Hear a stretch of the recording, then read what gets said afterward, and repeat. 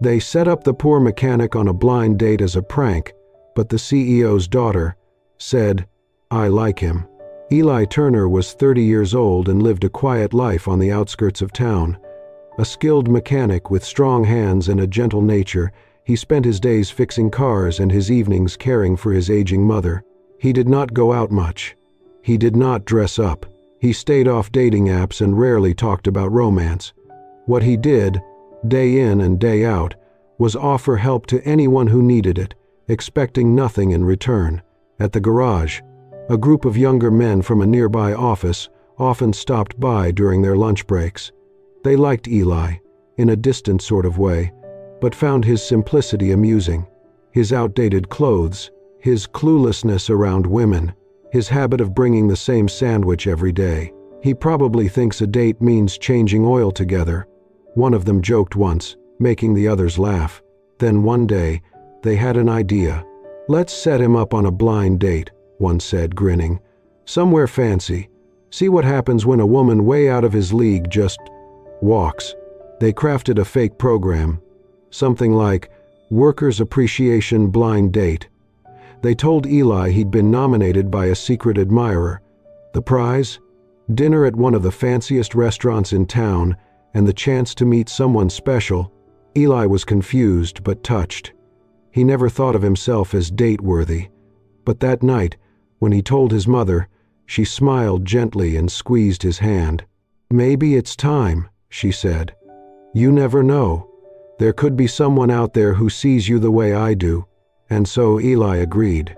On Saturday, he spent the morning getting ready. He picked out the best clothes he owned, a white button-up shirt, freshly ironed despite a faint oil stain on the sleeve, left there from fixing a kid's bike chain last fall. His khakis were snug, his sneakers old but clean. He looked in the mirror and gave himself a small nod. That evening, he arrived at Maison de Lumière, a place of glowing chandeliers and marble floors. Inside, everything sparkled. People moved, like they belonged there. Eli, holding his breath, stepped in and gave his name. The host led him to a small table by the window. He sat quietly, glancing at the menu but too nervous to read. 15 minutes passed. Then, she arrived. Tall, beautiful, dressed in designer heels and confidence. She walked up, scanned him from head to toe. Her eyes paused at the oil stain. She didn't sit. "I don't think you're the kind of man I was expecting," she said, voice cool. Then she turned and walked away. Eli stared at the empty chair. His shoulders sank. His eyes dropped. He stayed that way for 5 seconds. Just 5. But it felt like the world had stopped. Then he exhaled, sat up, and looked out the window. A waiter approached. "Sir, would you still like to order?" Eli nodded slowly. "Yeah, I'll take the pepperoni pizza, just for me tonight." The waiter walked away. Eli sat back, trying to let it roll off. Maybe this was just his place in life. Quiet, small, invisible, but still he smiled faintly. "Guess it's dinner for one," he whispered to himself.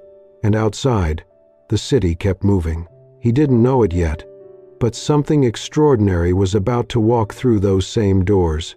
Eli was halfway through his pizza, the warmth of melted cheese doing little to ease the sting in his chest. He had been trying to enjoy it, telling himself it was just another meal, just another night. The voices of diners faded into a distant hum as he stared out the window, watching the evening slip by. Then came a small, clear voice behind him. "Mommy, I like him. Can we sit with him?"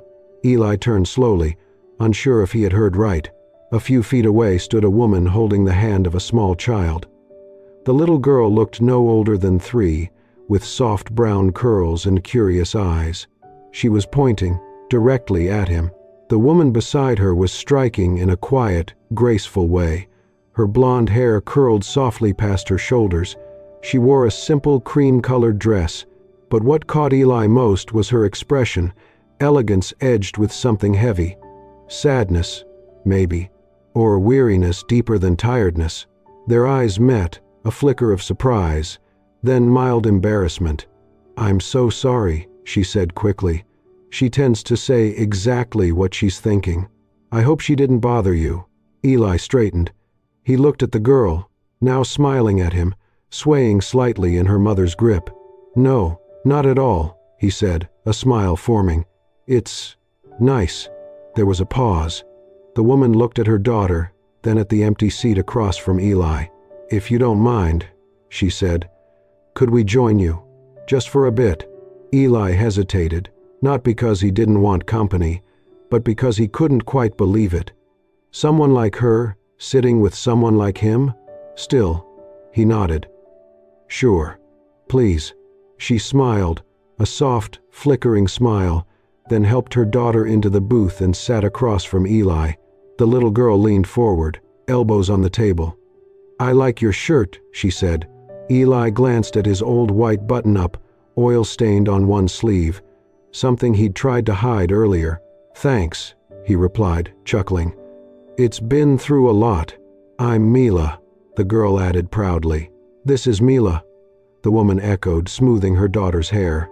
"I'm Eli," he said, reaching a hand across the table. She took it. "Savannah." For a few moments, they simply sat, two adults and a child who looked perfectly at ease.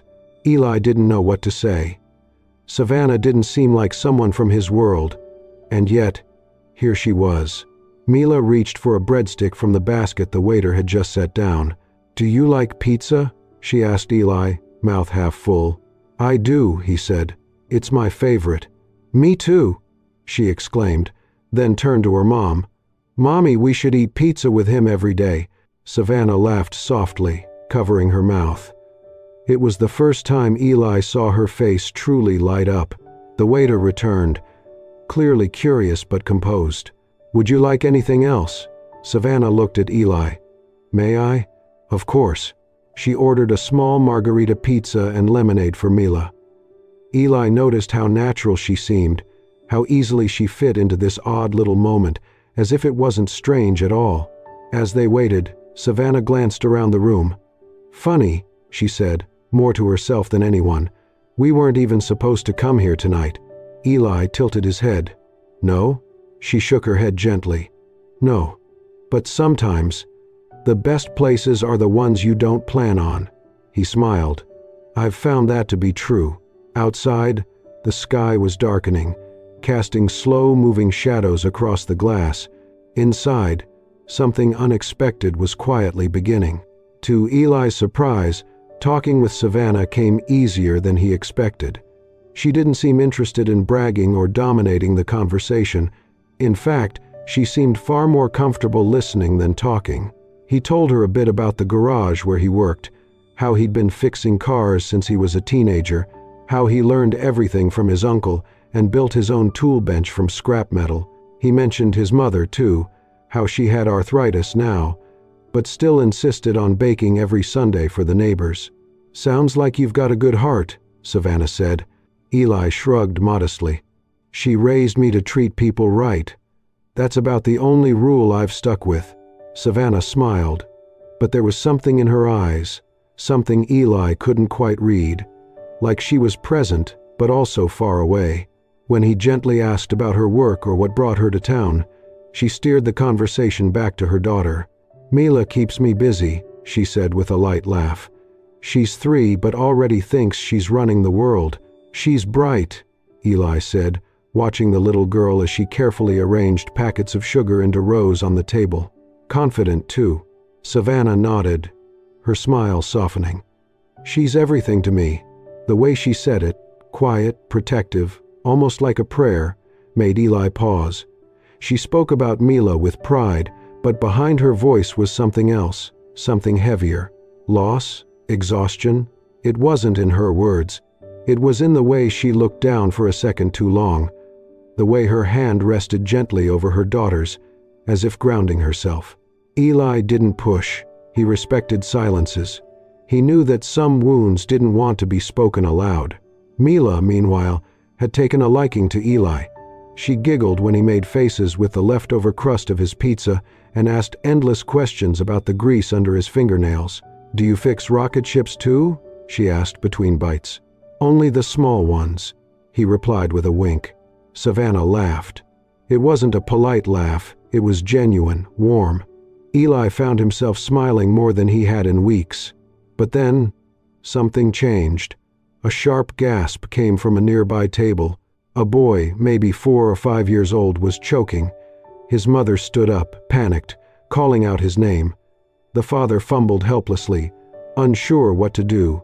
Utensils clattered. The room froze. Eli was already on his feet. He moved quickly but calmly, stepping around Savannah and Mila. As he reached the boy, he gently placed a hand on the father's shoulder and nodded. "It's okay. I've got him." The boy was turning red, unable to breathe. Eli knelt behind him, wrapped his arms around the child's torso, and performed the Heimlich maneuver. 1, 2, 3 sharp compressions, and then the boy coughed, hard. A piece of food flew from his mouth and hit the table. The child gasped in a breath. A ripple of relief spread through the room. The mother pulled her son into her arms, crying and thanking Eli again and again. Applause broke out from several tables. Eli stood, brushing off his hands awkwardly, clearly not used to being the center of attention. He offered a brief nod, then returned to his table like nothing had happened. Savannah was staring at him, not with surprise, but with something deeper. "You just knew what to do," she said softly. "I learned it a while back," Eli replied, sitting down. "Did some volunteer training at the community center. Figured it might come in handy one day." Savannah blinked. "Most people would panic. You didn't even flinch." He shrugged again. "I guess I just wanted to help."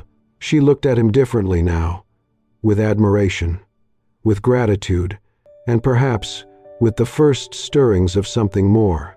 Mila, unaware of the gravity of the moment, clapped her hands. "Yay, rocket ship fixer saves the day," Eli chuckled. Savannah leaned forward, her eyes steady on his. "I don't know many people like you," she said. Eli didn't know what to say to that. So, he just smiled. Sometimes, words weren't needed. Savannah Langford couldn't stop thinking about him. As she drove Mila home from the restaurant that night, the lights of the city blurred across the windshield. Mila hummed softly in the back seat, full from her pizza and already dozing off. But Savannah's mind was elsewhere, replaying every moment of the evening they had just shared. There was something different about Eli Turner. He was kind in a way that felt honest, simple but never small. And when he had saved that little boy with calm, sure hands, something inside Savannah shifted. That night, after kissing Mila goodnight and tucking her in, Savannah poured herself a cup of tea and settled by the wide window of their luxury apartment. The skyline shimmered beyond the glass. Her blonde curls, a little tousled now, glowed under the soft lamplight. She sat silently, fingers curled around her mug, letting the stillness pull at memories she hadn't touched in years. She was Harold Langford's only daughter, CEO of Langford Motors. Her childhood was scheduled and spotless, expectations high, mistakes unacceptable. When she married young, it wasn't just about love, it was escape. She hoped someone might see her, not the heiress, not the title, but the real girl beneath the polish. But her husband hadn't been that person. The marriage dissolved quickly. She was left with a child, a shattered reputation, and headlines like "Heiress turned single mom." They painted her as a spoiled woman who made bad choices. They didn't see the quiet heartbreak, the sleepless nights, the shame. Since then, she'd built walls, composed, controlled, untouchable, until Eli. Then fate decided to step in again, unexpected, uninvited. A few days later, Savannah was driving Mila to preschool when warning lights blinked red on the dash. The car stuttered and stopped in the middle of a busy street. Horns blared. Engines revved behind her. Her heart pounded. "Mila, stay buckled, okay?" she said, forcing calm into her voice. She was reaching for her phone when a beat-up pickup truck pulled in behind her, and Eli stepped out. He walked to her window, wiping his hands with a rag. "Need a hand?" he asked, smiling. Savannah let out a breath she hadn't realized she was holding. "You again," he chuckled. I'm starting to think your car likes me." Before she could answer, the back door flung open and Mila jumped out, sprinting toward him. "Grease superhero," she squealed, throwing her arms around his legs. Eli laughed and bent to hug her. "My favorite sidekick." Savannah climbed out of the car, shaking her head, eyes fixed on her daughter. "She never does that," she murmured. "Not even with family." Eli looked at her. "Smile soft. Kids know." He popped the hood, quickly diagnosing the issue: a loose sensor cable. Within minutes, he had it fixed. "All set," he said, wiping his hands. "Should be good to go." Savannah reached for her wallet. "Let me." Eli stopped her gently. "No, just glad I was nearby." At that, Mila dug into her backpack and pulled out her sticker sheet. She peeled off a shiny gold star and stuck it right over Eli's shirt pocket. "This is your hope star," she said. "You're a good person, and good people should always have hope." Eli froze, then crouched down slowly, eyes level with hers. "Thank you, Mila," he said softly. "That means a lot." Savannah blinked quickly, turning away under the guise of fixing her purse. Her eyes stung. It had been so long since anyone had treated her child, not like an accessory or an inconvenience, but like someone precious. Eli didn't perform kindness. He lived it. As he waved goodbye and drove off, Savannah stood on the sidewalk with Mila's small hand in hers. She watched his old truck disappear into the city traffic, and for the first time in what felt like years, she felt something quiet and terrifying rise in her chest. She felt safe. With him, rumors have a way of circling back, especially in a small, working-class neighborhood like the one around Eli's garage.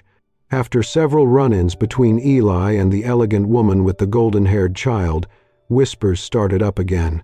The same group of young men who had orchestrated the prank began to notice something they hadn't expected. Eli wasn't embarrassed. If anything, he looked connected to her. They saw her SUV pull up more than once, saw her get out, saw the little girl run to Eli like he was family.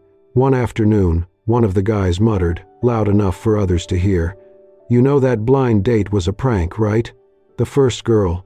We told her to show up, take one look at him and leave." And he actually believed it. Eli heard. He didn't say a word. He stood with a wrench in hand, paused a few seconds in silence, then simply exhaled. No outrage, no bitterness, just a quiet sigh. Then he knelt beside the car he was working on and tightened the bolts. He had long grown used to being overlooked, underestimated, even mocked. But what still surprised him, what still caught him off guard, was kindness. Especially when it showed up without warning. That evening, just as he was closing up, the hum of a well-maintained SUV pulled into the lot. Savannah stepped out first, her blonde curls catching the late sun. Mila followed, hopping out of the back seat and sprinting to Eli. "Grease superhero," she cried, throwing her arms around his legs. "I missed you." Eli laughed and bent down. "City's been real quiet without my sidekick." Savannah approached, holding 2 lemonades and a small smoothie. "Mila insisted we stop by," she said, smiling. "She thinks it's important to check in on her superhero." "I'm glad you did," Eli said warmly. They all sat on the old bench outside the garage.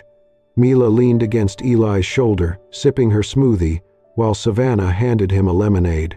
They talked about the heat, summer plans, and a classic car Eli was restoring. At one point, Mila pulled out her sticker sheet and gently pressed another glittering star onto Eli's tool chest. "A second star," she declared. "One for today's hope." Savannah watched him closely.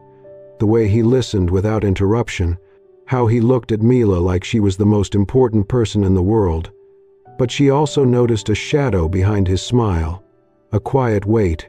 She didn't ask, didn't press, she just stayed. And that meant more to Eli than she would ever know. As the sun began to dip lower, they rose to leave. Eli walked them to the SUV. Savannah unlocked the doors, and Eli crouched beside the rear tire. "This one's a little low," he noted. Before she could respond, he grabbed his air compressor and topped it off. "You always do that?" Savannah asked, half amused. Old habit, Eli said. Makes me feel better knowing you and Mila are safe out there. In the golden light of early evening, the scene almost looked like a painting. Eli wiping grease off his hands, Mila sitting on the edge of the SUV, feet swinging as she hummed, Savannah watching quietly with a hand shielding her eyes. Then Mila looked up at Eli and said, completely unprompted, "You're a good person. Mommy says good people should always get good things." Savannah blushed. "Mila," but the little girl wasn't finished. "I want to see you every day." Eli smiled, his voice soft. "You're going to spoil me, you know that?" And in that moment, the world felt still. No titles, no class, no stories. Just a man, a woman, and a child in a sunlit garage.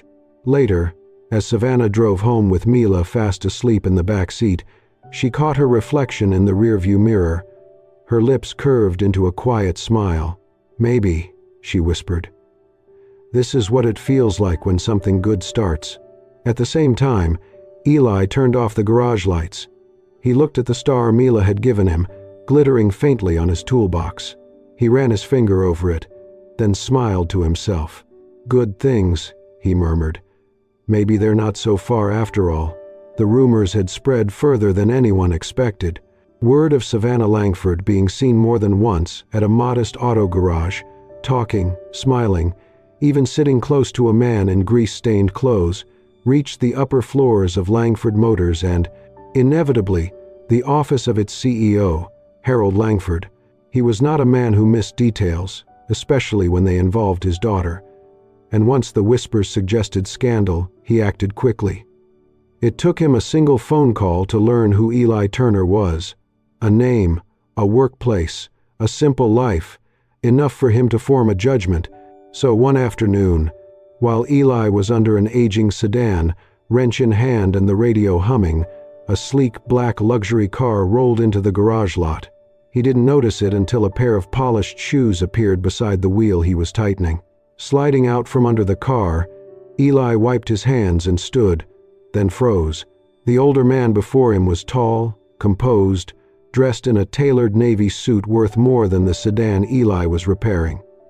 His silver hair was neatly combed back, his eyes sharp and scrutinizing. "Eli Turner," the man said, as though confirming it. "Yes, sir," Eli replied cautiously. "I'm Harold Langford," he said. "Savannah's father." A quiet alarm flickered inside Eli, though he kept his expression steady. Mr. Langford surveyed the garage, the chipped paint, the scattered tools, the oil stains on the floor. "This is where you work?" he asked. He already knew. "It is," Eli answered simply. Langford crossed his arms. "I'll be direct. I don't like surprises. And I know men like you. You see someone like my daughter and think, here's my way up." Eli said nothing. "Savannah's been through enough," Langford continued. "She doesn't need someone playing hero or trying to win her with a sympathy story."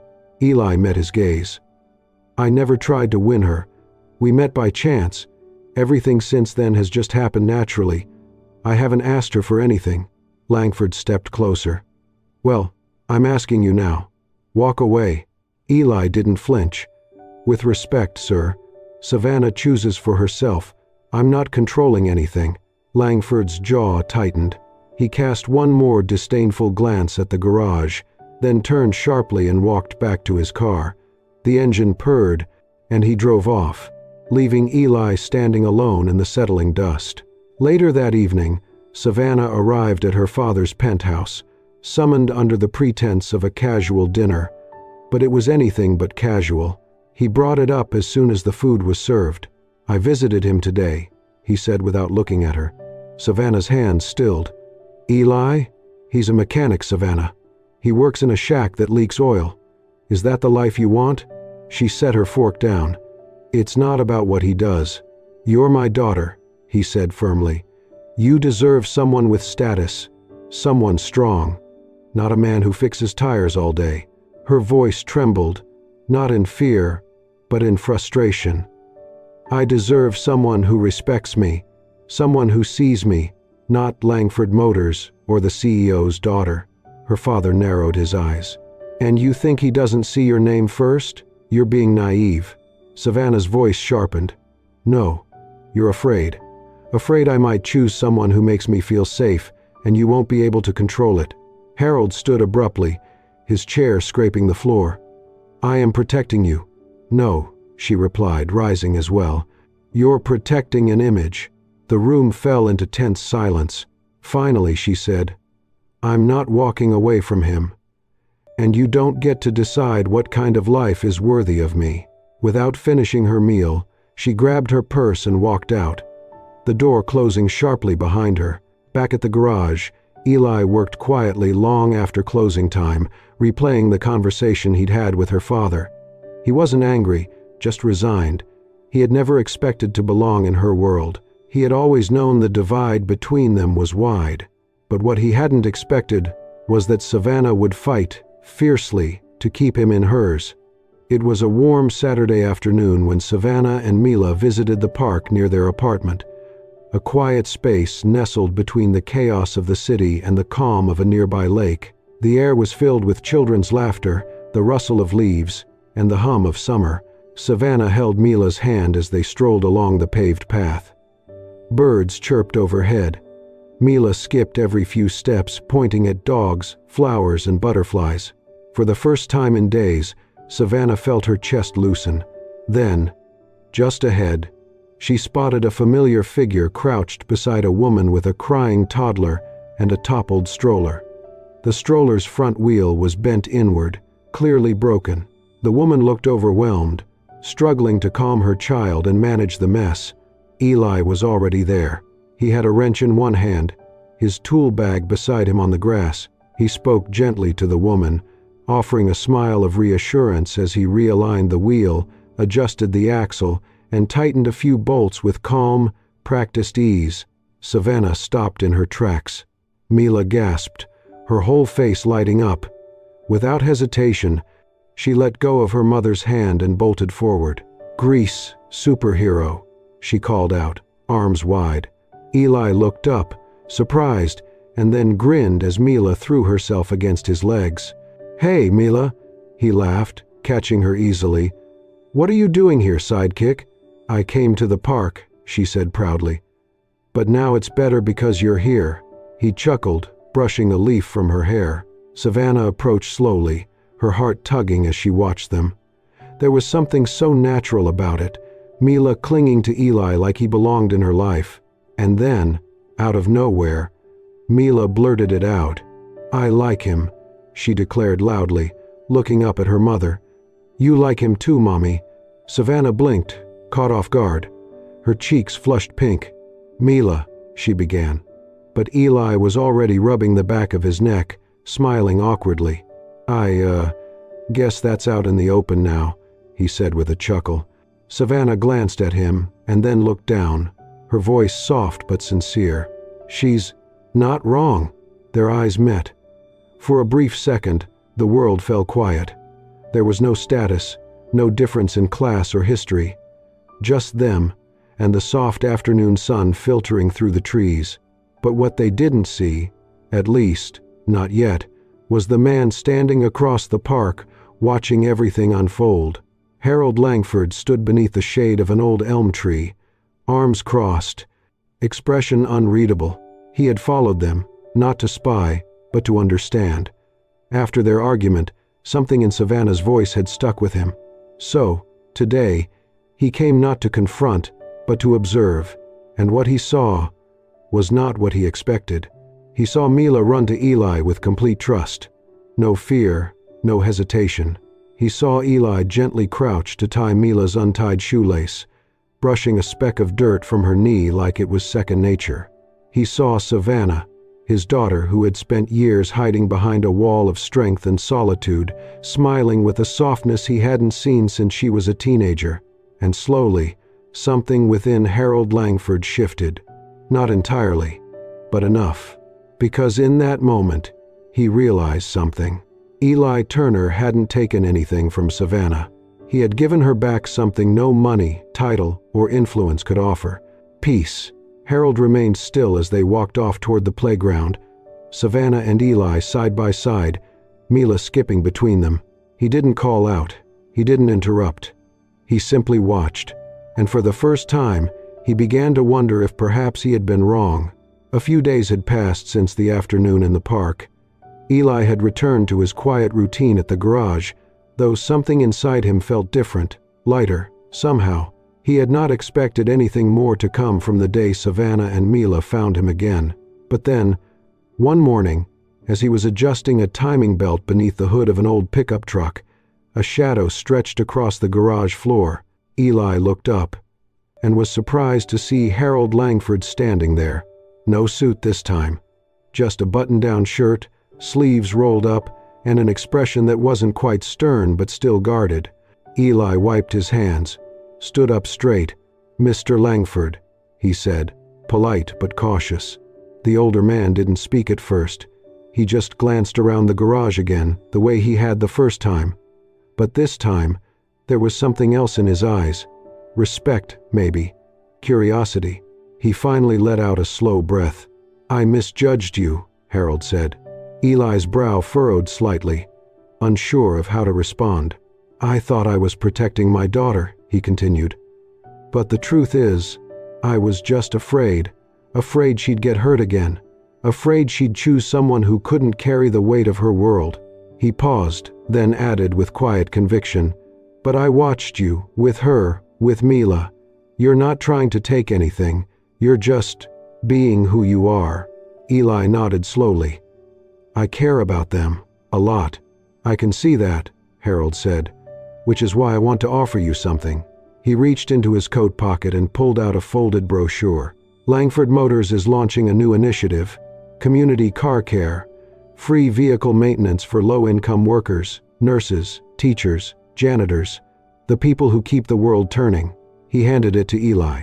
"We need someone who knows the work and knows how to talk to people with dignity.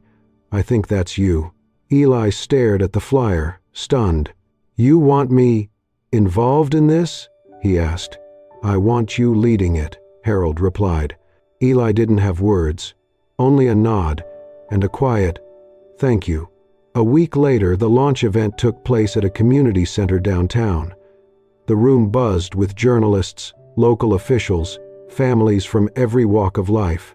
A large banner read, "Community Car Care, powered by Langford Motors." Eli stood near the podium, adjusting the collar of his cleanest shirt, still a little wrinkled, but presentable. He wasn't used to cameras or speeches. He was more comfortable under a car than under a spotlight. But then he heard tiny footsteps behind him and a familiar, bubbly voice. "There he is." Mila came running up the stage steps, arms open. "That's my favorite person," she shouted to the crowd. Laughter rippled through the room. Savannah followed behind her, wearing a soft blue dress, her golden curls catching the light. She took Mila's hand, then reached for Eli's. She squeezed gently. "Thank you," she whispered, "for stepping into our lives when we didn't even know we needed someone." Eli smiled, his heart full. "I think I needed you more than you needed me." They stood together, Eli, Savannah, and Mila, before a room full of strangers who, for that moment, witnessed something more powerful than a speech or a donation. They witnessed a family being formed, not one built on perfection, or wealth, or appearance, but on kindness, honesty, and healing. Later, as the event wound down and the sun dipped low over the city, Mila tugged on Eli's sleeve and whispered, "Do we get to eat pizza now?" Eli laughed. "Always." They walked out together, 3 hands, side by side. A new beginning, a new kind of love, a new family. If this story warmed your heart, don't forget to subscribe to Soul Stirring Stories and hit the hype button to support our channel. We believe in stories that heal, uplift, and remind us of the beauty in simple kindness. Eli's quiet strength, Savannah's courage, and little Mila's innocence. They show us that love doesn't care about status, it finds us when we least expect it. Thank you for watching and feeling with us.